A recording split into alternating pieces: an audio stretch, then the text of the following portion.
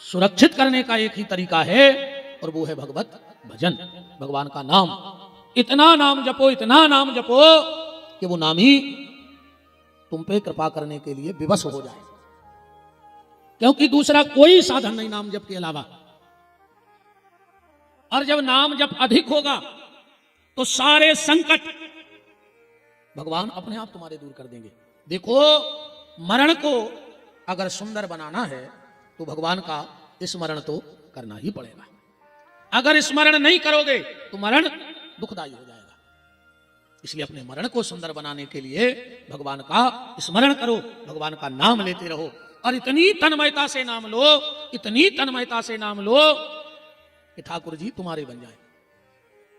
ठाकुर जी को अपना बनाना है ना, हम ठाकुर जी के दास बन जाएं। पर आजकल हम दास नहीं बन रहे भगवान के, अब हम भगवान के खास बन रहे हैं, है ना। हम भगवान के दास नहीं हैं, हम भगवान के खास हैं। अपन के तरह हम तो बहुत खास हैं भगवान के। अरे भैया, खास मत बनो, बनना है तो भगवान के दास बन जाओ। और उससे भी बड़ी कृपा ये होगी कि अगर भगवान के दास ना बन पाओ तो कोई बात नहीं, भगवान के दास बन जाओ तो तुम दासानुदास हो जाओगे। और भगवान को दासानुदास बहुत प्यारे लगते हैं, भगवान को दासानुदास बड़े प्यारे लगते हैं। एक कहावत भी है भैया, लड़का उतनो प्यारो नहीं लगे जितो प्यारो वो लगत नाती। लगत है कि नहीं लगत? उतना प्यारा बेटा नहीं लगता। हमारे तरफ कहावत है कि मूल से ज्यादा प्यारो ब्याज होते हैं। तो मूल कौन है? बोले संत।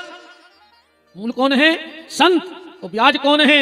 बोले जो संतों की सेवा करते हैं वो ब्याज हैं भगवान का। तो भगवान को दासानुदास बड़े प्यारे लगते हैं। इसलिए खूब नाम जप करो। मोहन से जुड़ना है तो किसी मोहन के प्यारे से जुड़ जाओ, मोहन से अपने आप जुड़ जाओगे। मोहन के किसी प्यारे से जुड़ जाओ, भगवान से अपने आप जुड़ जाओगे, उसमें टाइम नहीं लगेगा। पर बात तो घूम फिर के वहीं आएगी कि नाम जप करो, नाम लेते रहो, जैसे बने वैसे लेते रहो। एक गांव में एक बाबा जी हते। बाबा जी कहें सीताराम तो गांव भर के कहें राधे श्याम, तो बाबा जी चेंगे। पहले तो गांव के बाल बच्चे मजा लेने लगे बाबा जी के। बाबा जी जहां हो न करें 10-20 बाल बच्चे पीछे पीछे, बाबा जी राधे श्याम, बाबा जी कहें चुप रह सीताराम कहो। अब बाबा जी डंडा लाने में तना दूर तक उन बच्चों को भगा भी आवे। बाल बच्चों को मजा आने लगो, पूरे गांव के राधे श्याम करने लगे। धीरे धीरे गांव के बड़े बूढ़े भी बाबा जी को आनंद लेने लगे। बाबा जी जहां हो न करें बाबा जी राधे श्याम, बाबा जी कहें सीताराम कहो ना हम मोटोर दे। धीरे धीरे गांव की महिलाएं बाबा जी को आनंद लेने लगी। अच्छा, बाबा जी भी दिन में 4-6 बार गांव के चक्कर लगावे। उस गांव में एक संत जी पधारे। गांव के 4-6 बुजुर्ग लोग गए, बोले महाराज एक बात बताओ, राधे श्याम में और सीताराम में का अंतर है? महात्मा जी बोले तुम लोगों ने जकाय पूछी? बोले हमारे गांव में एक बाबा जी हैं, उनसे राधे श्याम का उससे चिड़त हैं। संत जी बोले फिर? बोले पूरे गांव के राधे श्याम करने लगे। संत जी बोले कि हमें उन संत के दर्शन करने। संत जी के पास गए और बोले महाराज धन्य है तुम्हें, तुमने कम से कम पूरे गांव को भजन कर वो तो सिखा दो। गांव के जा जानत है कि तुम चिड़त हो, पर तुम चिड़त नहीं हो। तुम्हें चिड़ावे के चक्कर में लोग भगवान को नाम तो लेने लगे कम से कम। तो जैसे बने तैसे अपने राम का नाम लो, यही नाम अंत में तुम्हारे काम आने वाला है, दूसरा और कोई काम आने वाला नहीं है। कि जिन संपत्ति पाए न दान दियो, तिनको कहिए तू धनी न धनी। गुण पाए के जिनने छुपाए लए, तिनको कहिए तू गुनी न गुनी। जिनके सुत हरि के भक्त नहीं, तिनको कहिए तू जनी न जनी। और जिनकी न बनी रघुनंदन सो, तिनकी काहू सो बनी न बनी। जिनकी भगवान से नहीं बनी उसकी किसी से नहीं बन सकती है। कल आप चर्चा सुन रहे थे कि माता सती कथा सुनने गई। अच्छा, सती किसकी बेटी है? दक्ष की। और दक्ष का मतलब होता है होशियार। दक्ष का मतलब होशियार। और होशियार आदमी 24 घंटा दूसरे की गलती ढूंढता है। होशियार आदमी को तीसरा काम ही नहीं है, वो दूसरे की 24 घंटे गलती ढूंढता है। अच्छा, नारी में 2 प्रकार के संस्कार होते हैं माताओं में, एक पिता के घर के और दूसरे पति के घर के।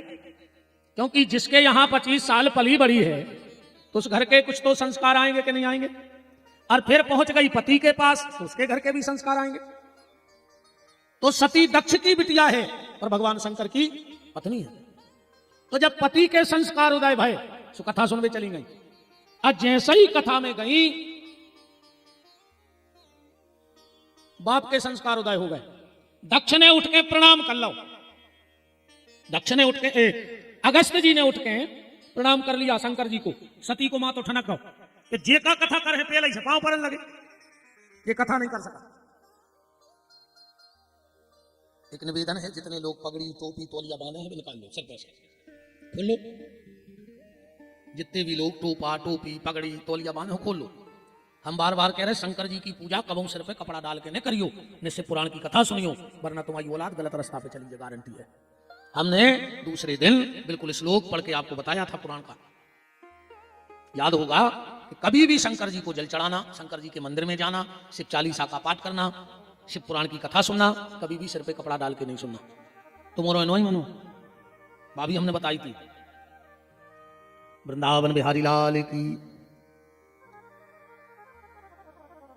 सती और शंकर कथा सुनने गए। सती का मन नहीं लग रहा है कथा में। जब कथा पूरी हो गई, शंकर जी ने अगस्त जी से कही कि तुम्हारी दक्षिणा का है। अगस्त जी बोले वैसे तो हम ठेर ठार नहीं करत, पर जजमान देख के दक्षिणा लेते, जैसो जजमान वैसी दक्षिणा। शंकर जी बोले तो फिर जजमान को देख ले, ये के खुद के कपड़ा नहीं है पैर में, वो दूसरों का दक्षिणा दे। अगस्त जी बोले भोलेनाथ मुझे तुम्हारी संपत्ति का पता है कि तुम्हारे पास कितनी संपत्ति है, और उस संपत्ति से थोड़ी सी संपत्ति हमारे नाम कर दो। शंकर जी की संपत्ति का है कि उमा कहूं मैं अनुभव अपना, और सत हरि भजन जगत सब सपना। अगस्त जी ने क्या मांगा शंकर जी से कि ऋषि पूछी हरि भगति सुहाई, और कही शंभु अधिकारी पाई। और तुलसीदास जी को बड़ा दुख हुआ जब शंकर जी चलन लगे अगस्त जी के घर से, तो बड़ी तकलीफ भई। काहे की बोले जी ने कथा सुनी वो को हमने इतनो सुनाओ लिखो, और जी ने कथा नहीं सुनी कोई तो लंबो नाव लिखो रामायण में। पढ़ियो रामायण का लिखो है जब गए हैं। एक बार त्रेता युग माही असंभु, इतने से शंभु, तो सती को संग सती जग जननी भवानी, इतनो लंबो नाव। तुलसीदास जी ने लोटत में पलट दाए नाव। का लिखो है के मुनि सन विदा मांगे त्रिपुरारी। जब गए थे जब शंभु, जब लौटे जब त्रिपुरारी, इतना लंबा नाम कर दिया। और सती जब गई थी जब जग जननी भवानी, और जब लौटी सुखा लिखो चले संग ले दक्ष कुमारी। बाप कहां घमंडी है, काय की जगह जननी भवानी। शंकर जी चले जा रहे हैं। शंकर जी ने सोची कि हमने जी की इतनी प्यारी कथा सुनी है, अगर उनके दर्शन और हो जाते तो हमारा बेड़ा पार हो जाता। हृदय विचारत जात शिव, रामायण में लिखा है के ही विधि दर्शन हो। कैसे दर्शन होगा हमें? गोस्वामी जी ने नीचे लिखा है कि ते ही अवसर भंजन मही भारा, प्रभु रघुवंश लीन अवतारा। भगवान को अवतार भाव तो सीता जी को हरण होगा, तो राम जी रोज चले जा रहे थे। शंकर जी के मन में बात उठी कि हमें राम दर्शन हो जाए। राम जी ने उताई से मन ही मन में चर्चा हो गई, आ जाओ हम आगे मिल रहे थे गड्ढा पे। शंकर जी बोले मगर एक दिक्कत हो जाए। बोले का? बोले तुम्हारी लीला को भेद खुल जाए। राम जी बोले हमारी लीला को भेद कैसे खुल जाए? बोले जब हम भरे गड्ढा पे तुम्हारे पांव पड़े हैं तो दुनिया समझ जाए कि तुम राम भगवान आओ। अच्छा राम जी बोले ऐसी बात है, तुम हमारे पांव पड़ ले तो हमारी लीला खुल जाए। शंकर जी बोले बिल्कुल खुल जाए, सब समझ जाए। राम जी बोले तो जब सब समझ हैं, जब समझ हैं, तुम एक काम कर दिया कि अपनी घरवाली को समझा दे तो हम जब जाने के हम भगवान आए। और दुनिया जब समझे तुम खाली अपनी पत्नी को समझा दे कि हम भगवान आए। अच्छा जो दुनिया में काम सबसे कठिन, आदमी सबको समझा सकत है पर अपनी घरवारी को नहीं समझा सके। ये समझा ले, उठाओ एक जने हाथ दम हो तो उठा दे, सोन तलाई में एक जने हाथ दम हो तो कि हम समझा ले। अरे भगवान भज्जा कछु नहीं बताओ हम क्या गया है। वो नहीं समझा सके तो समझा सका है नहीं समझ बता जब सियाने सियाने कह रहे ये चार काम बहुत कठिन है, नहीं कर सके। कर लियो तो हाँ तो सज्जो। पहलो काम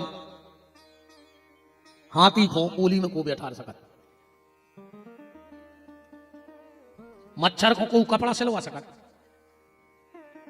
चिटिया के होठों में को लिपस्टिक लगा सकत, और घर की घरवारी को समझा सकत। शंकर जी नहीं समझा पाए तो मोरे कहा समझे हो, को नहीं समझा सके, इनको तो भगवान नहीं समझा पाए। अरे दद्दा